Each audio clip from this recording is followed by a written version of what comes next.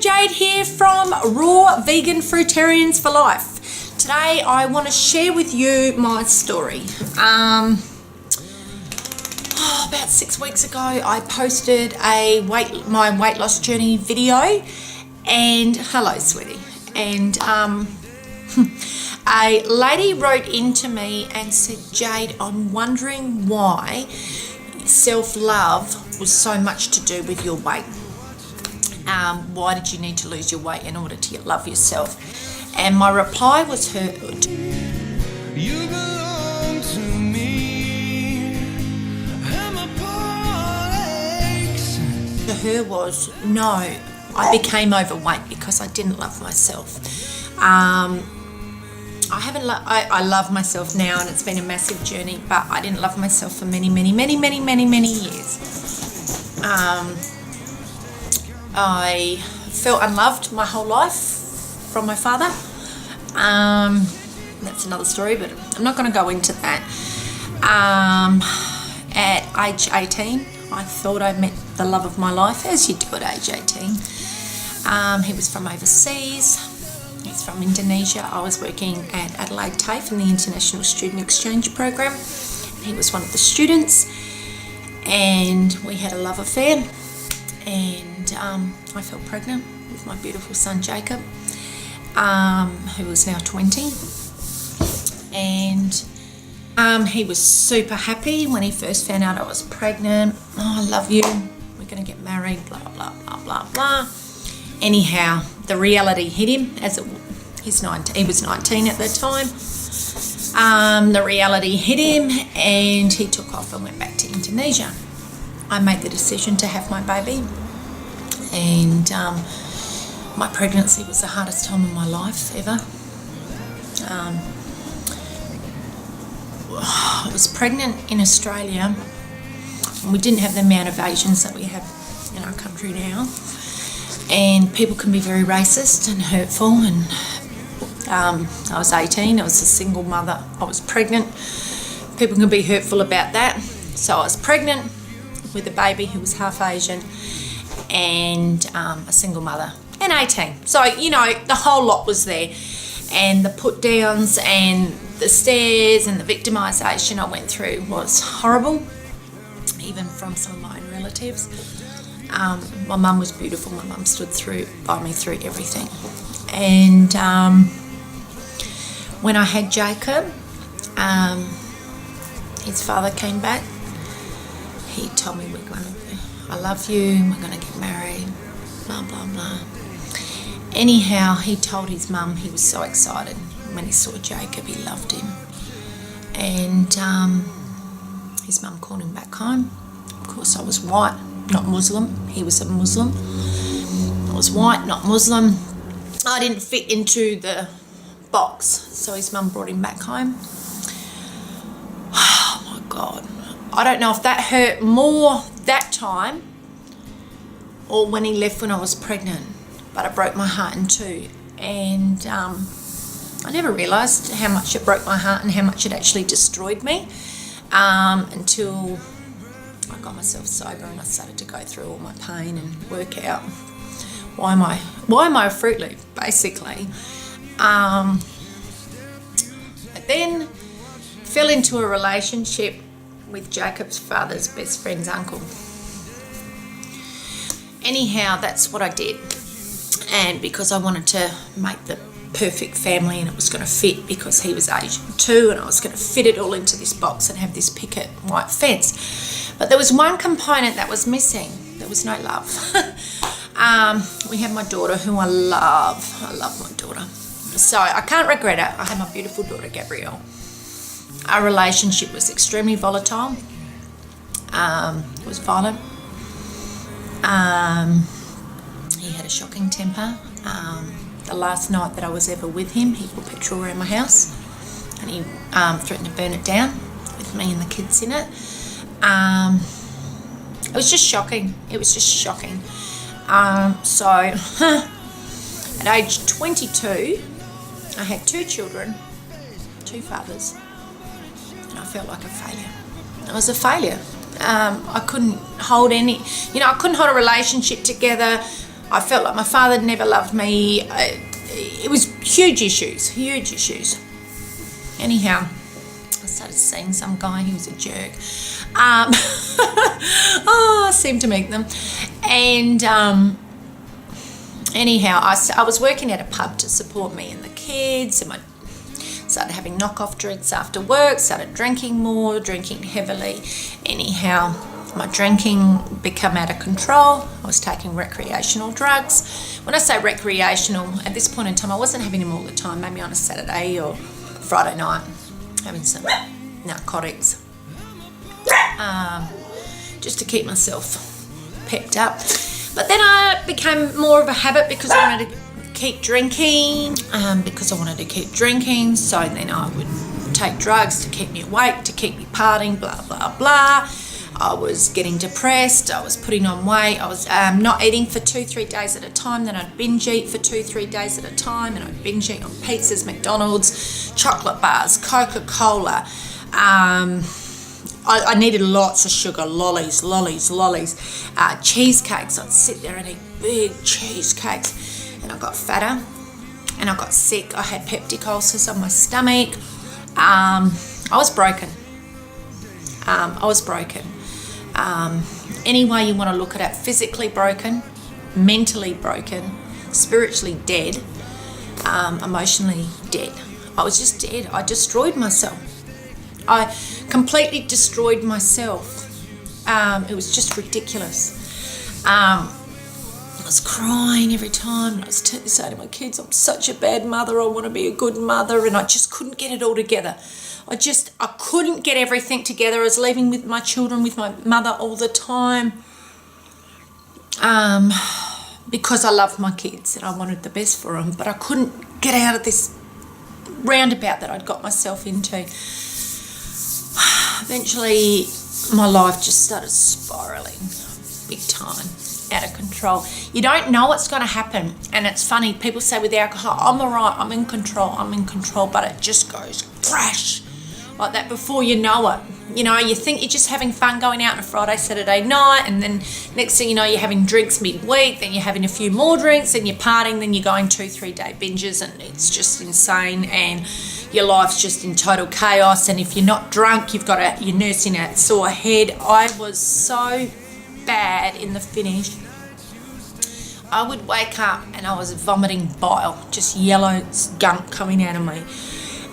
And to stop myself from having the yellow bile coming up, which was horrible, I'd have shots of vodka, so I'd start drinking again. I was bad.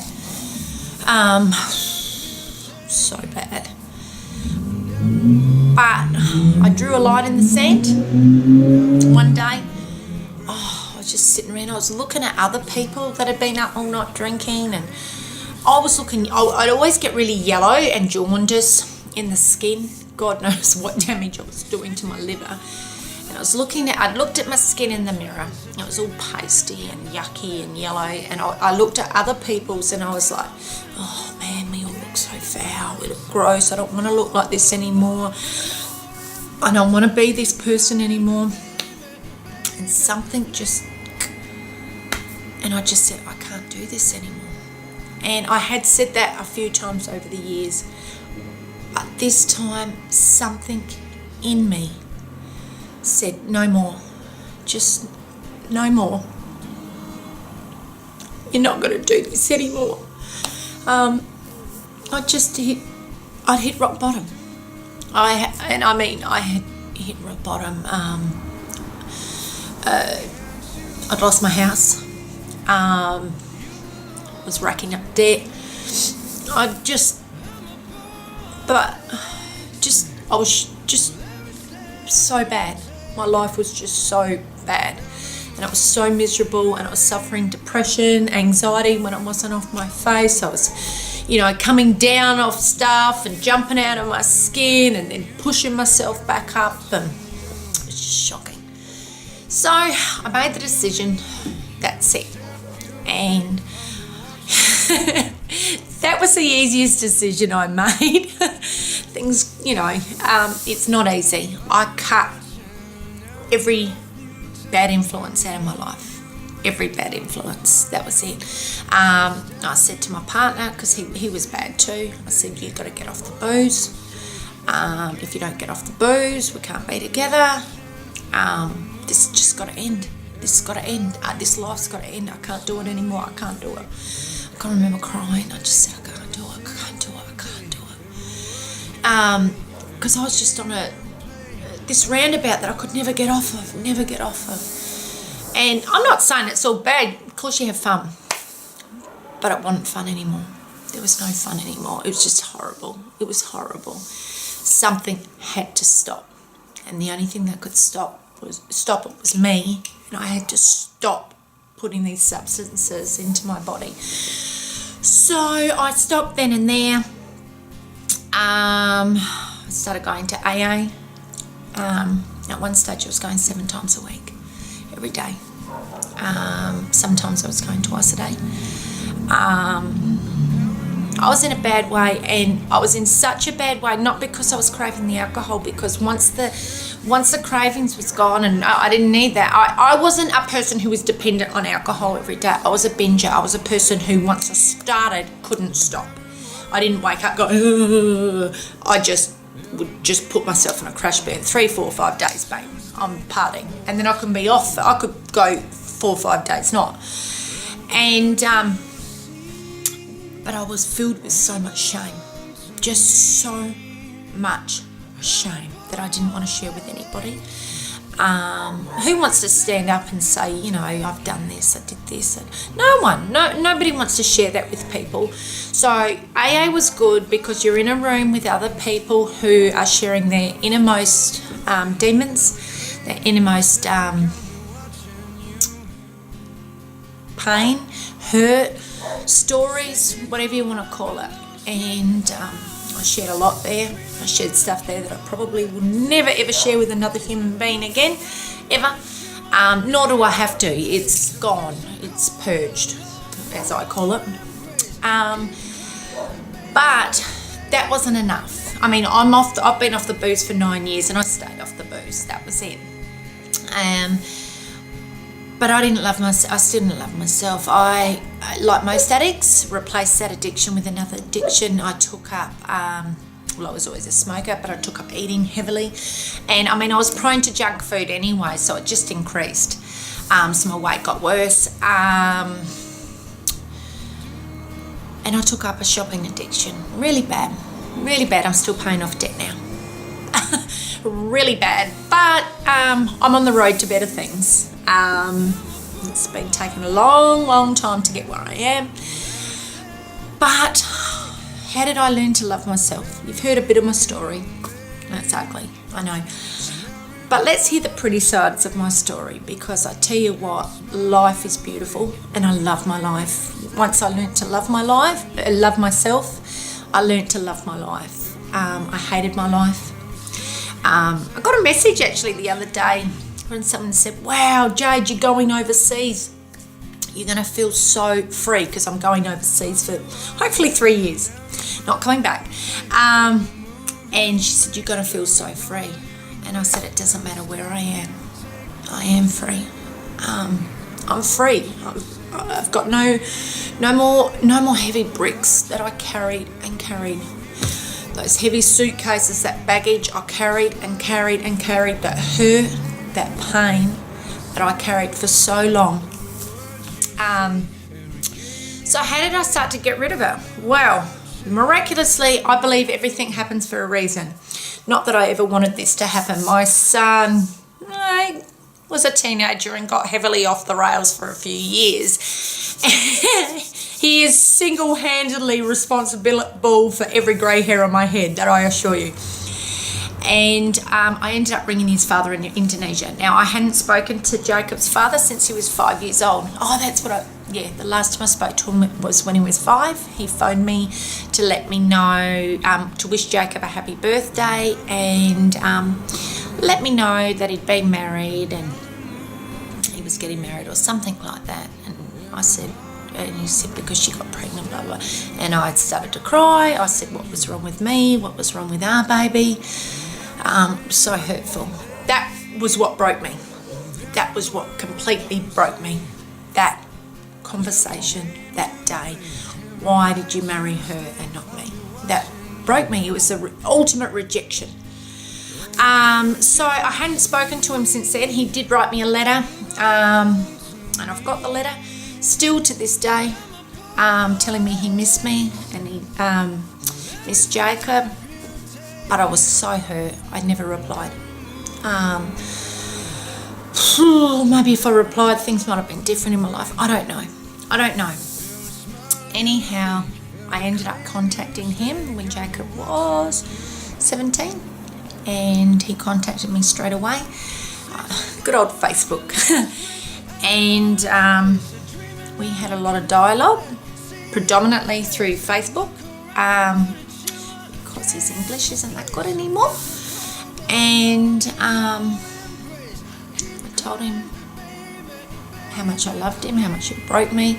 I went crazy actually when he come back in, because I never got closure when he left. It was like I relived it all, and I honestly felt like I had a breakdown when he come back in my life. I couldn't handle it. Part of me, I was like, I'm going to pack up, I'm going to go move there, I'm going to live with him. This is all this crazy stuff going through my head. But at the same time, I've been studying to be a counsellor, and I just studied mental health, so I had an understanding of some of this stuff. And I was learning about forgiveness, and that was through a health seminar I went to at a local church. So they are teaching forgiveness as part of healing. And I thought, maybe there's something to this. And because once everything had surfaced when he was there, I started to realise this has been what I've been holding on to my whole life, and why I destroyed it, because I was so hurt and rejected and broken-hearted. I held on to a broken heart for like 19 years. It's a long time. It's a long time to hold on to a broken heart. And we talked so much out, and I told him he was the love of my life. He broke my heart in two. Also wrote a letter to his mum, and I could understand more because my son's the same age now, and I know I'm a protective mum. I would never do this, never do what happened to me. I would never want what happened to me to happen to any girl. But I told her I forgave her, and I can't explain when I did that. It was so weird. It was like it went bang, and I was like, what happened? What just happened? And I grieved heavily for a couple of weeks, and then all of a sudden it was like I was reborn. I was like, oh my God, is this what it feels like to be me? So over the last couple of years since this experience, when I said last couple, maybe last two, I have been working on me. And it's amazing. I've been coaching people for 6 years and teaching them to love themselves and believe in themselves, but I've been struggling that whole time too. So I never really understood it. But I completely understand it now. Just how important it is to love yourself. And through this love, I have now become a raw vegan. And something I'd wanted to do for many years, but never could. There was always something mentally blocking me. And it was almost, I'd set myself up for failure at everything, all the time, because that's what I felt. I was a failure because, of course, I couldn't hold together my relationships. But I'm not a failure. I'm an overcomer.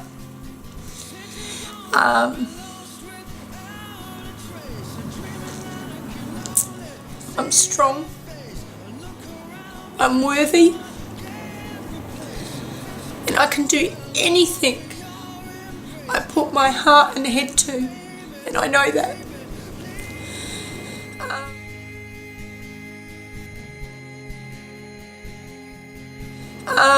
I'm not crying because I'm feeling sorry for myself. I'm crying because I'm free. And I can't explain. I felt like I was in chains my whole life. and I could never work it out. I'd say, I don't know what's wrong with me.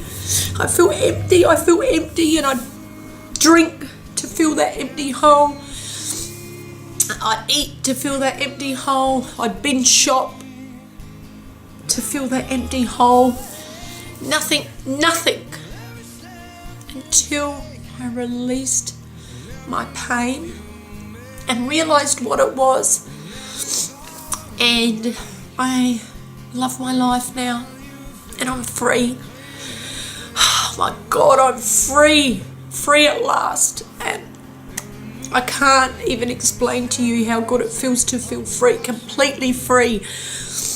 I'm not searching, I'm not looking, what can I do to fill that void, what can I do? No, I'm free, and I feel so good. And it's been a huge journey, and that's why when sometimes people think I'm weird, I write the weirdest things on things like it's time, or I'm ready, or I can do this now, or and people go, oh my God, she's so random. But I know what I mean, because this has just been the biggest journey of my life. And I'm 39 years of age today, and I did a birthday video, which is the first video, and I explain exactly where I'm heading and what I'm doing now, so watch that one. I'm 39 and I'm just starting to live. I am living my life. I have started a raw vegan fruitarian for life group, and it's becoming one of the biggest raw groups in the world, and I'm so proud of myself for building such an amazing, strong community. And I love all of you that follow this group and that are part of this group and that follow me and just uplift me every single day. You've got no idea how much you all mean to me. You've given me in the last 9 months where I'm just like, where am I going to go? Bang, I'll start this group. I'll have a little support group. Bang, exploded. And you've just given me such a lease of life, and my life is just beginning. And I'm so excited, and I'm so excited to share the next year with you as I move into my minimalist life. And I just love you all. You've got no idea what you've done for my life in the last 8 to 9 months. Since I started this group, the support I get from you guys is amazing. The uplifting I get from you guys is amazing. I just can't stop sharing everything with you guys, because I love you all so much, because you've brought so much joy in my life. I am so blessed to have you in my life. That's it. I'm not going to keep rambling. I just wanted you all to know where I've come from and how I learnt to love myself. And I truly, truly believe when you love yourself, you can achieve anything. And all things are possible. Subscribe to my channel. Follow me. And join my group. Alright, thank you for allowing me to share this journey with you. Love yous all.